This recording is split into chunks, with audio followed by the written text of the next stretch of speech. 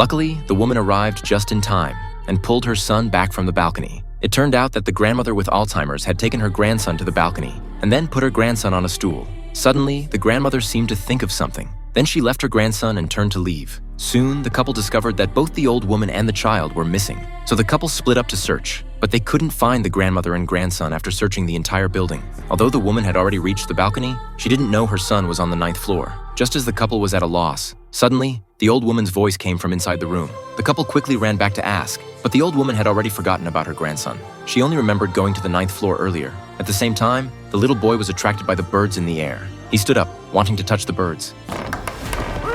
Fortunately, the woman arrived just in time and pulled her son back from the balcony. At this point, the grandmother finally remembered when she saw her grandson. She felt incredibly guilty in her heart. That night, Jack looked at a childhood photo with his mother and then made a difficult decision. It turned out that Jack was a taxi driver.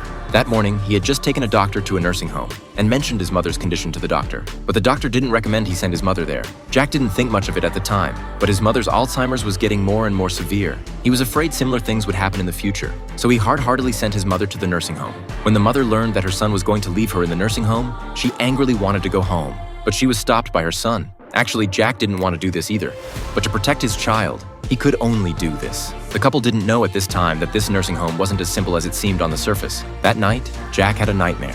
He dreamed that his mother was being tortured to the brink of death. When he woke up, Jack felt a bit of regret. With a guilty conscience, Jack went to the nursing home in the middle of the night, preparing to take his mother back. But his mother's room was empty. The other rooms were the same. Jack was very puzzled about where his mother had gone.